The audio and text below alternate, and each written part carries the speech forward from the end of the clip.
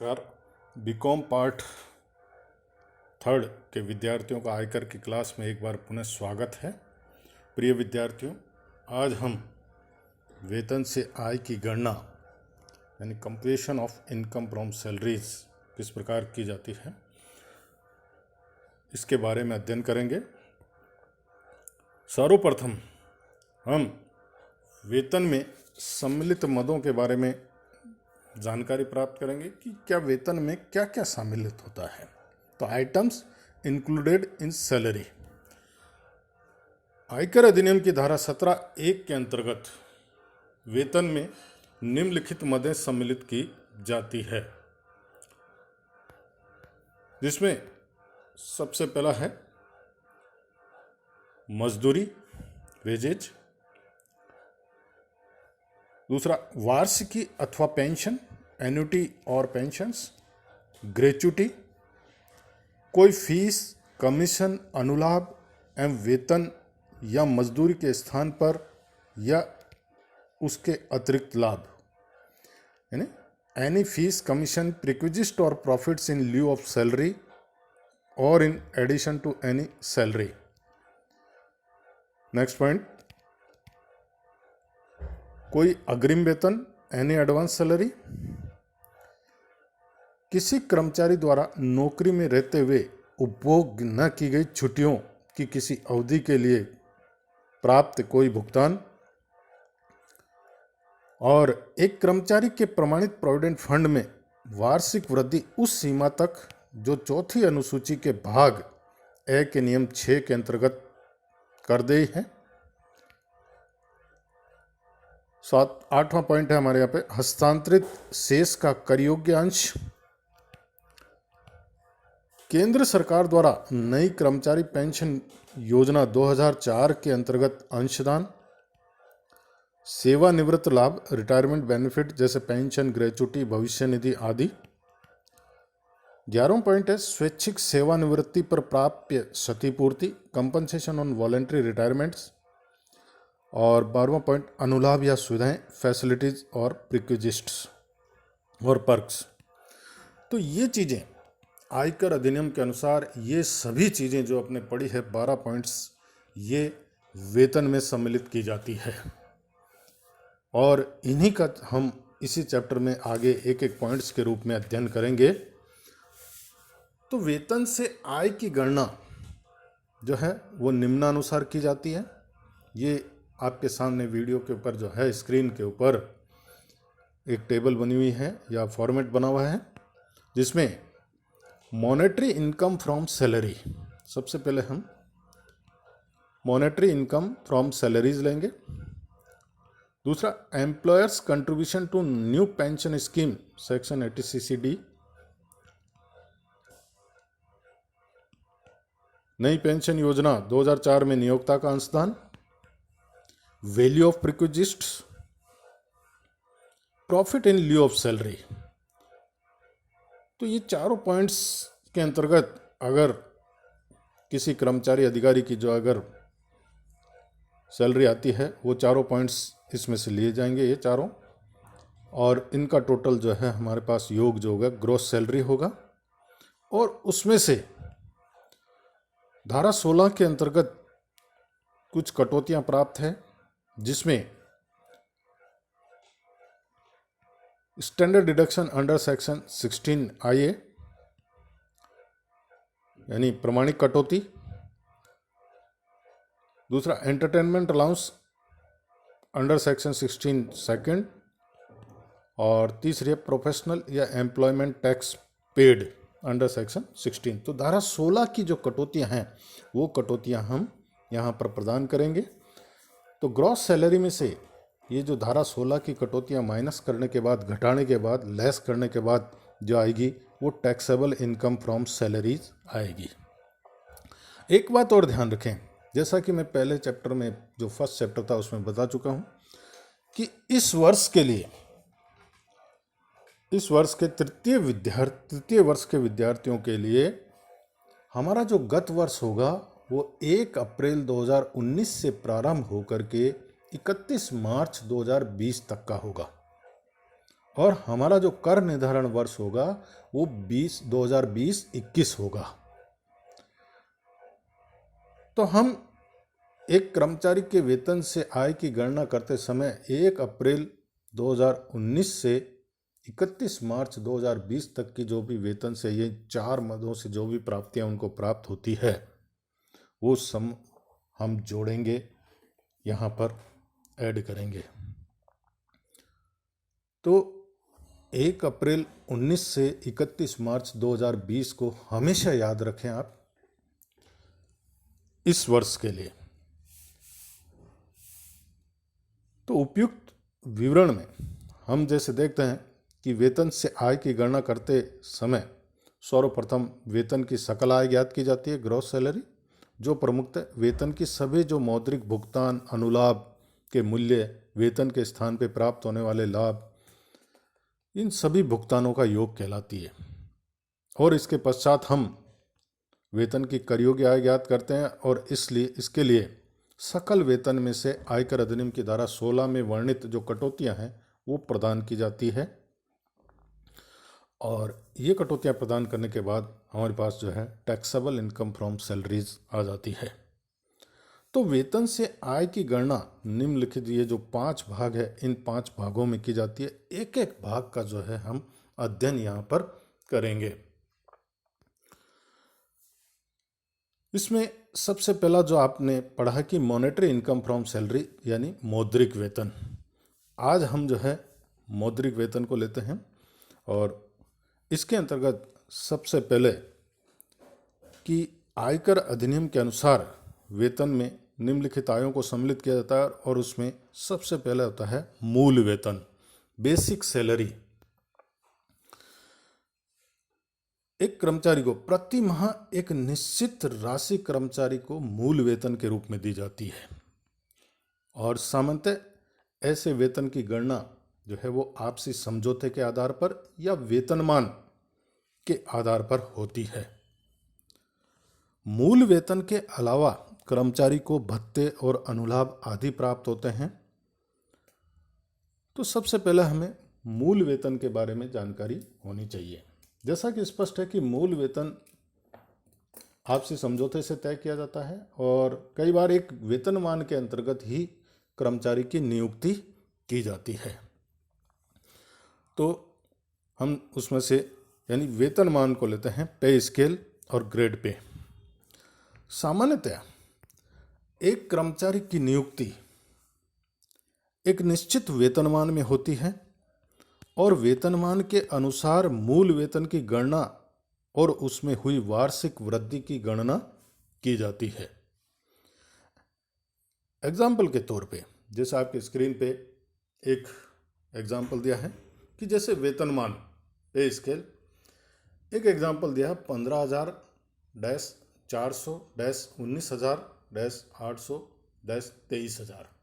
ये एक वेतनमान है जिसमें किसी कर्मचारी की नियुक्ति अगर होती है तो हम इस वेतनमान को समझेंगे सबसे पहले कि इस वेतनमान में 15,000, 400, 19,000, 800, 23,000 इसका आशय है कि कर्मचारी को प्रारंभ में 15,000 रुपये मूल वेतन मिलेगा और उसमें प्रत्येक वर्ष मूल वेतन में 400 रुपये की वृद्धि यानी इंक्रीमेंट होगी जो 19,000 रुपये वेतन तक पहुंचने तक जारी रहेगी।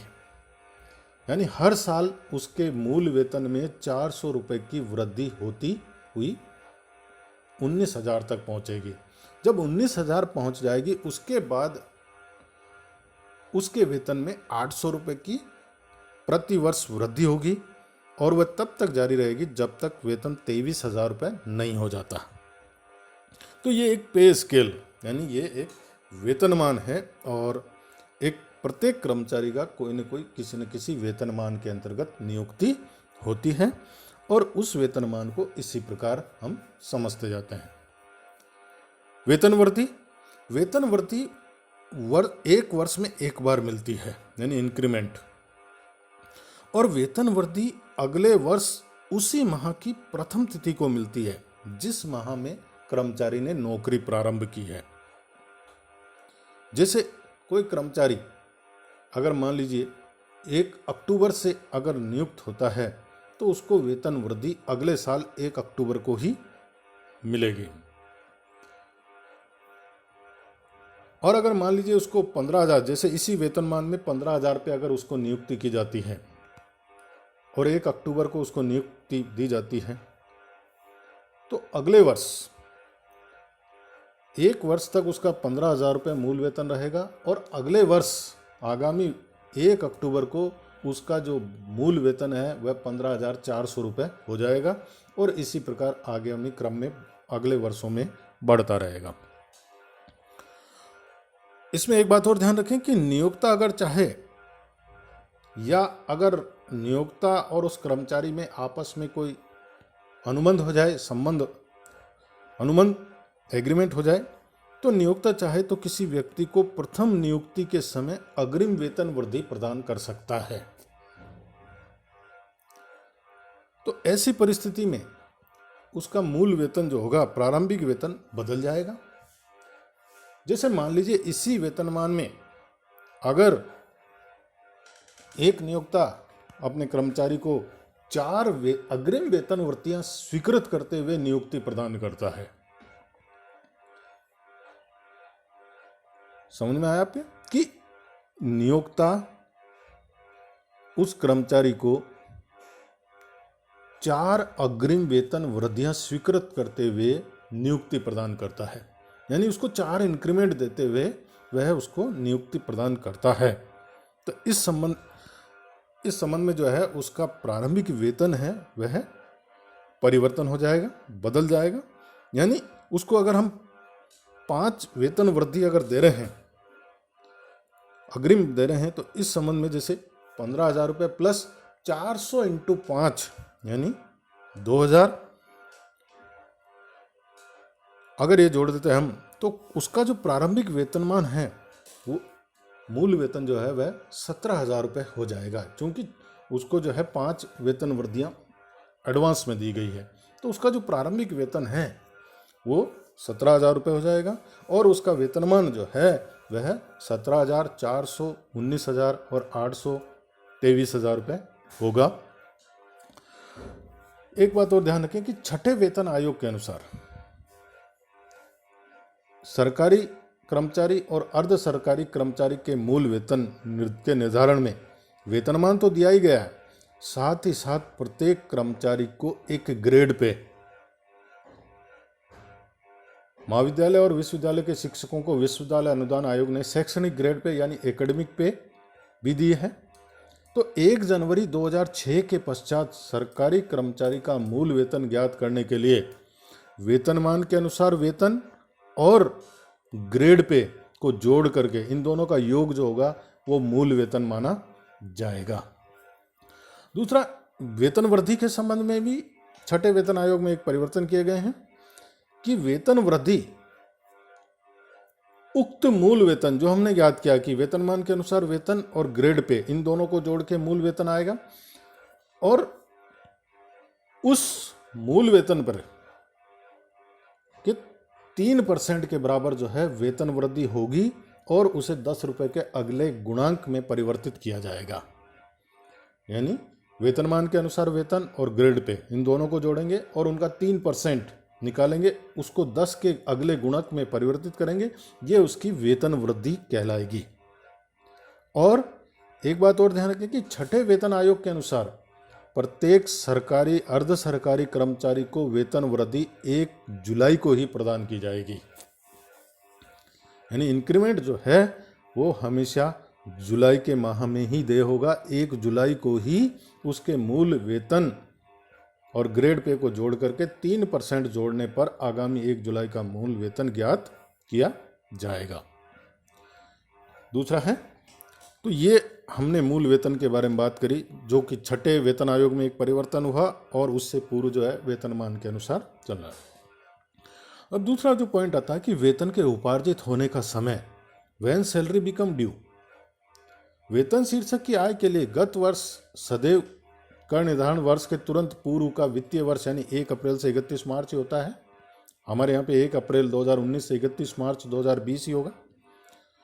तो इस बात को ध्यान में रखा जाए कि 1 अप्रैल से 31 मार्च तक के वेतन पर ही कर लगाया जाना चाहिए। परंतु वेतन की आय के उपार्जित होने के समय में भिन्नता होती है कि जो वेतन 1 अप्रैल से 31 मार्च तक की अवधि में उपार्जित होता है उस पर ही संबंधित कर निर्धारण वर्ष में कर लगाया जाता है। उसके लिए ये निम्नलिखित बातें महत्वपूर्ण है कि एक गैर सरकारी कर्मचारी यानी प्राइवेट कर्मचारी का वेतन सामान्यतः माह की अंतिम तारीख को उपार्जित होता है, यानी अंतिम तारीख, महीने की अंतिम तारीख यानी 30 तारीख या 31 तारीख को उपार्जित होता है। अतः इन पर गैर सरकारी कर्मचारियों की जो सैलरी जोड़ी जाएगी वो 1 अप्रैल से 31 मार्च तक की अवधि के वेतन पर कर लगाया जाता है, यानी जोड़ी जाती है। अब सरकारी और अर्ध सरकारी कर्मचारियों का जो वेतन होता है वो सामान्यतः अगले माह की पहली तारीख को उपार्जित होता है या प्राप्य माना जाता है। जैसे जुलाई का वेतन 1 अगस्त को उपार्जित अथवा प्राप्य माना जाएगा और मार्च का वेतन वो 1 अप्रैल को उपार्जित अथवा प्राप्य माना जाएगा। तो सरकारी कर्मचारियों के लिए 1 अप्रैल से 31 मार्च के वेतन के स्थान पर हम मार्च से फरवरी तक के वेतन पे कर लगाया जाता है। अर्थात कर निर्धारण वर्ष 2021 के लिए मार्च 2019 से फरवरी 2020 तक के वेतन पर कर लगाया जाएगा। मार्च 2020 का वेतन अप्रैल 2020 में प्राप्य माना जाएगा और उस पर कर निर्धारण वर्ष अगले कर निर्धारण वर्ष यानी 21-22 में कर लगेगा। तो आपको ये ध्यान रखना है कि सरकारी कर्मचारी अगर है तो उसके वेतन जो है वो मार्च से फरवरी तक का लेना है, हमें मार्च 19 से फरवरी 20 तक का लेना है। और अगर प्राइवेट गैर सरकारी कर्मचारी है तो 1 अप्रैल 19 से 31 मार्च 20 तक का वेतन हमें लेना। वेतन, बोनस, भत्ते आदि में वृद्धि का निर्णय अगर पिछली तारीख से लिया जाता है तो संपूर्ण बकाया राशि उस गत वर्ष में प्राप्य मानी जाएगी जिसमें यह निर्णय लिया जाता है। यदि कर्मचारी को स्थिर वेतन पर नियुक्त किया जाए तो इस बात का कोई महत्व नहीं रहता कि वेतन माह की अंतिम तारीख को उपार्जित होता है या अगले माह की प्रथम तारीख को उपार्जित होता है।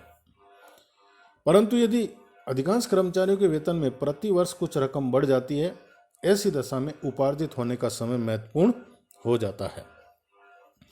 मूल वेतन के कर योग्य होने का आधार कि वेतन को कर योग्य करने के लिए के 2 आधार हैं। एक तो देय आधार ड्यू बेसिस और दूसरा है प्राप्ति आधार रिसिप्ट बेसिस।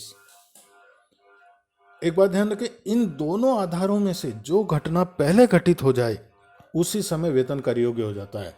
यानी ड्यू एंड रिसिप्ट में से जो भी घटना पहले घटित हो जाएगी उसी समय हम जो है वेतन को कर योग्य हो जाता है। यदि किसी एक आधार पर वेतन को एक बार कर योग्य कर लिया जाता है तो दूसरे आधार के घटित होने पर उस वेतन को दोबारा कर नहीं लगाया जाता है। यानी ड्यू बेसिस पे अगर हमने यहाँ जोड़ लिया है तो फिर जब रिसिप्ट होगा उस समय इसको कर योग्य नहीं किया जाएगा। दूसरा प्राप्त वेतन सैलरी रिसीव्ड, गत वर्ष में प्राप्त वेतन पर गत वर्ष में कर लगेगा यदि ऐसे वेतन में पर पूर्व में देय आधार पर कर न लगा हो। प्राप्य वेतन, गत वर्ष में वर्तमान या भूतपूर्व नियोक्ता से कोई प्राप्य वेतन चाहे इसके भुगतान कर्मचारी को हुआ है या नहीं हुआ, इसी में कर योग्य होगा। अग्रिम वेतन एडवांस सैलरी, गत वर्ष में मान लीजिए वर्तमान या भूतपूर्व नियोक्ता से प्राप्त कोई अग्रिम वेतन चाहे उस समय तक वेतन देय हुआ हो या नहीं हुआ, तो सामान्यतः ऐसा वेतन गत वर्ष के पश्चात वाले वर्ष में देय होता है। तो एडवांस सैलरी अगर प्राप्त होती है तो उसको उसी गत वर्ष में जोड़ा जाएगा। यानी अगर हमारे 1 अप्रैल 19 से 2020 के बीच में अगर कोई अग्रिम वेतन प्राप्त होता है तो वह प्राप्ति के आधार पर इसी गत वर्ष में कर योग्य किया जाएगा। इसी प्रकार वेतन का बकाया एरियर ऑफ सैलरी, यदि गत वर्षों का बकाया वेतन भी वर्तमान गत वर्ष में प्राप्त हुआ हो और पूर्व में इसे वेतन नहीं माना गया, नहीं जोड़ा गया हो, तो अब प्राप्ति के आधार पर वेतन माना जाएगा और कर योग्य होगा। तो चाहे एडवांस सैलरी हो या एरियर ऑफ सैलरी हो, सैलरी रिसीव्ड हो, एक्रूड सैलरी हो, इन सभी को हम ड्यू एंड रिसिप्ट बेसिस के आधार पर मानते हुए एक बार ही कर योग्य करेंगे। अगर पहले कर दे चुके हैं, जोड़ चुके हैं, तो यहाँ पे दोबारा नहीं जोड़ा जाएगा।